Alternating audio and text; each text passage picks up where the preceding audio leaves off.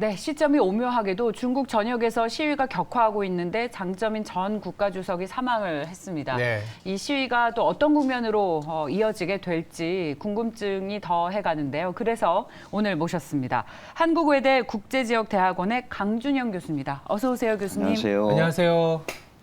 공교롭게도 지난주부터 이번 주 초까지 이제 중국 이슈가 좀 많았는데 뭐 의례적으로 중국 정부가 좀 발빠르게 대응하는 면이 없지 않아 있는 것 같아요. 뭐 시위가 워낙 중국 전역에서 네. 올라오다 보니까 이 강경 대응을 할 것이냐라는 우려도 있었지만 일단은 이제 리오프닝 내지는 백신 접종률 높이겠다 뭐 이런 식의 완화 정책이 나오고 있는데 그래도 한번 지금 상황 그리고 중국 정부는 그래도 전면적으로 해제하지는 않고 있는 상황이거든요. 어떻게 바라봐야 될지 말씀 좀 부탁드릴게요. 지금까지 3년간 이제 코로나 방역, 중국은 과학적 방역이라는 이제 표현을 쓰면서 왔기 때문에 네.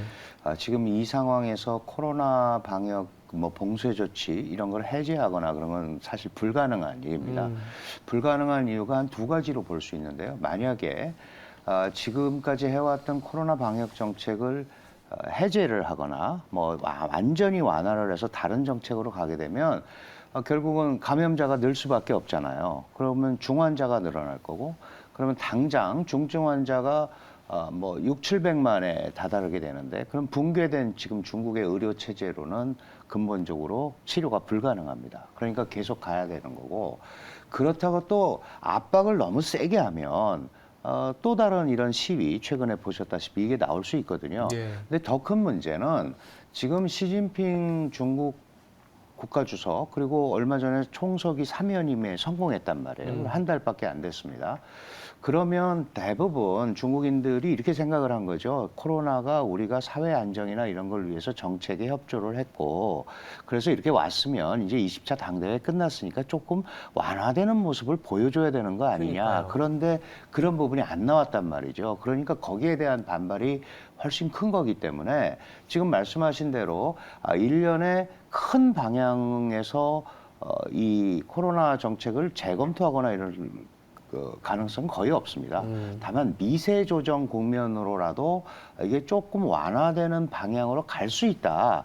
이런 메시지를 주게 되면 지금 이 시위가 사실은 제일 중국이 걱정하는 거는 민생 시위가 갑자기 타도 공산당, 타도 시진핑 이런 쪽으로 흘러가는 이데올로기적 시위로 가면 굉장히 어려워지거든요. 그러니까 그런 부분에 대한 흐름을 지금 중국이 어떻게 잡을 건지 굉장히 부심을 하고 있고 지금까지 나온 거로는 일단은 기본적인 틀을 약간 완화하는 제스처를 보이는 이런 정도 선에서 이게 움직이지 않나 이렇게 봐야 될 것 같습니다. 이게 장점인 전 국가주석의 사망으로 시위가 더 격화되지는 않을까라는 예상들도 하는데 가능성이 있습니까? 네, 저는 뭐 그렇게 보지는 않습니다. 왜냐하면 장저민이라는 분은 전 국가주석은 1989년 천안문 사태에서 이 조자양 당시 총서기가 이제 하야를 하고 중국 원로 그룹에 의해서 상해 지역의 천안문 시위로 인한 확산을 잘 막았다라는 걸로 중앙으로 발탁이 된 사람이에요. 그러니까 사실은 그 기본적으로는 강경한 사회주의 성향을 가지고 있는 사람입니다. 다만 개혁 개방에 대한 분명한 의지를 갖고 있었기 때문에 이 원로 그룹에 의해서 특히 덩샤오핑에 의해서 발탁이 돼서 중앙으로 온 거거든요. 그리고 좀 시진핑 주석과는 좀 묘한 관계죠. 원래 시진핑 중국 국가주석이 2012년에 그 18차 당대회에서 총서기가 되는데 이때 사실은 이 장저민의 상하이방, 장저민은 원래 상해시 서기에서 중앙에 일약 총서기로 왔기 때문에 자신이 중앙에서 활동하기 위해서 상해 사람들을 다 끌고 왔단 말이에요. 그걸 이제 상해방, 우리가 그렇게 얘기하거든요. 상해방이 구성이 됐고 그 상해방의 지원에 의해서 라이벌이었던 리커창을 물리치고 총서기가 됐단 말이죠. 그리고 이제 그게 올해 사변님까지 온 건데 그러니까 사실은 개인적으로는 도움을 받았으나 실제로 2연임, 3연임 하면서 사실은 그 상해방이 척결 대상이 된 거죠. 반부패 뭐 이런 운동을 하면서. 그래서 굉장히 묘한 관계인데 그렇다고 해서 장저민 주석이 시진핑 주석과 대척점에 있는 건 아니거든요. 중국인들이 볼 때. 물론 이제 여러 가지 그 중국의 뭐 외교 다원화라든가 다극화 외교라든가 네. 그다음에 공산당이 무상계급 정당인데 자본가도 입당할 수 있다라는 자본가 입당론이라든가 이런 것도 있었지만 지식인에 대한 탄압, 그다음에 파룬공이라고 많이 들어보셨죠? 이 법륜공에 대한 탄압 이런 걸로 사실 인권 문제에 대해서는 자유로울 수 없습니다. 그러니까 이걸 빌미로 이렇게 문제가 생기기는 어려운데 중국이 이런 뭐 장저민 추모 이런 건 할 수 있잖아요. 네. 이런 데서 이게 정치적인 구호가 나오면서 네. 변질이 되는 이런 예. 것들을 이제 우려하는 건데 맞습니다. 그런 거는 지금 중국이 계속 막고 강력하게 있으니까요. 막으니까 그렇게까지 확산되기는 좀 쉽지 않지 않을까 이런 생각이 듭니다. 예. 중국에서 호재도 있었습니다. 얼마 전에 우리 시장도 중국 시장도 급등을 시켰던 게 부동산 규제를 완화하겠다, 맞아요. 유동성을 공급하겠다라는 것이었습니다. 이게 이런 유동성 공급이 산업 전반으로 확산이 되고 있는지 얼마나 중국의 경제를 살릴 수 있을까요? 지금 중국 경제 가장 큰 문제가 계속되는 정말 봉쇄식 방역, 그다음에 부동산 시장의 혼란 이거거든요. 부동산 시장의 가장 핵심은 내수 경기의 핵심임에도 불구하고 이 국민들의 심리가 불안한 거예요. 그러니까 더 이상 내가 부동산을 사야 되나? 매수 심리가 하나도 없단 말이죠.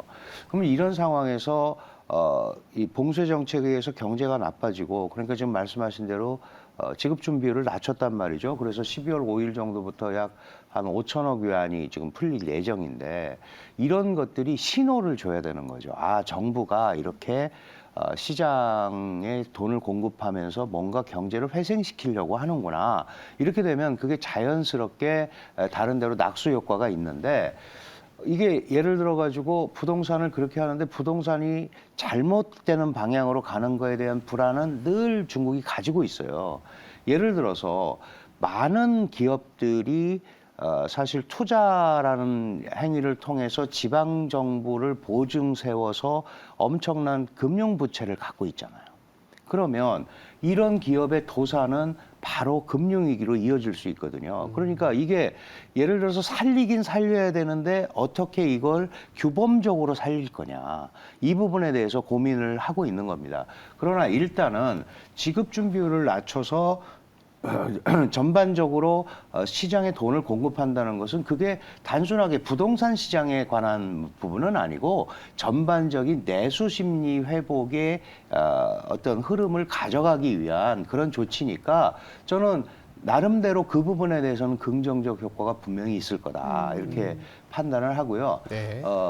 얼어붙은 심리가 어떻게 풀릴지는 실제로 12월에 경제공작회의가 열리고 네. 중국이 사실은 당대회 마치고 내년 3월 전인대까지 전국인민대표대회에서 결국 경제정책이 나오지 않겠습니까? 네. 이 시기가 공백이 있습니다. 이게 이제 중국 정치 일정의 특색인데 이 부분을 어떻게 잘 넘어가느냐. 이게 이제 내년에 중국 경제가 어떤 흐름으로 방향을 잡고 가느냐. 갑자기 뭐 경제가 좋아지거나 갑자기 봉쇄가 해제되거나 이러기는 어려운 상황에서 방향을 어떻게 잡느냐의 바로메타가 될 거는 같습니다. 알겠습니다. 뭐 약간 또 시선을 좀 돌려보면 중국 내부 얘기를 좀 했는데 뭐 중국과 관련된 또 외부 얘기거든요. 아무래도 양안 관계, 네. 외교적인 외교적인 변화.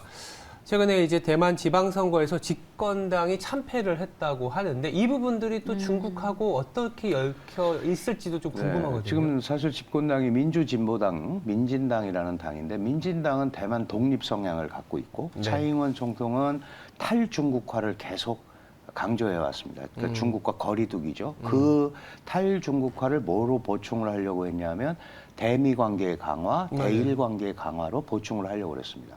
그런데 이런 민진당이 이번 지방선거에서 참패를 했단 말이죠. 네. 그렇다면 결국 차이잉원의 탈중국화라든지 대미 접근이라든지 이런 데 대해서는 불안 요소가 더 크다라고 대만의 국민들이 선택을 한 거거든요. 대만 민중들이. 그러니까 중국으로 보면 그런 리스크가 훨씬 더 약해진 거죠.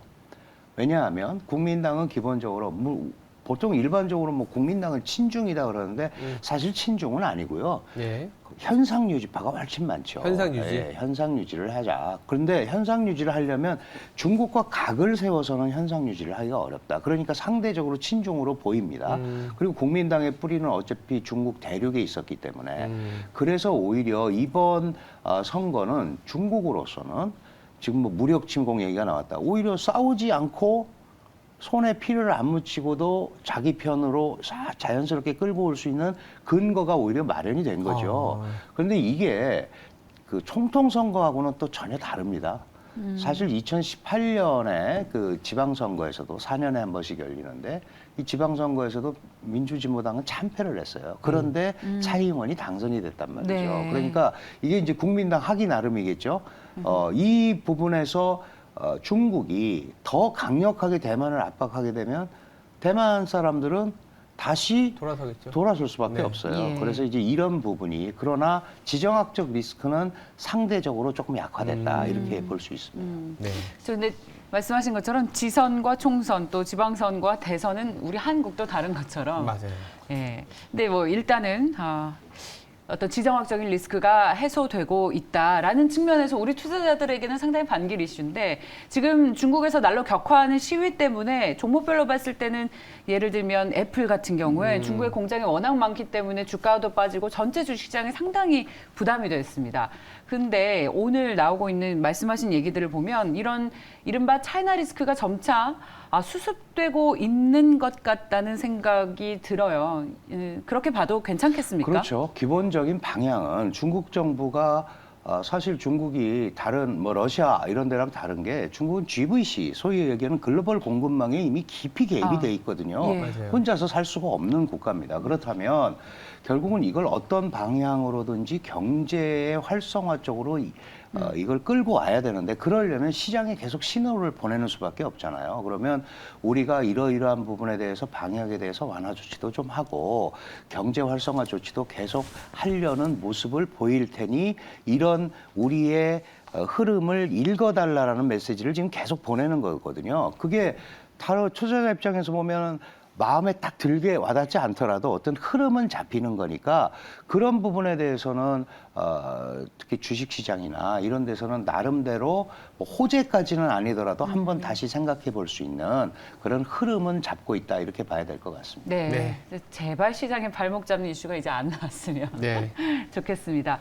오늘 굉장히 중요한 타이밍에 좋은 인사이트를 얻은 것 같습니다. 한국외대 국제지역대학원의 강준영 교수였습니다. 교수님 고맙습니다. 감사합니다.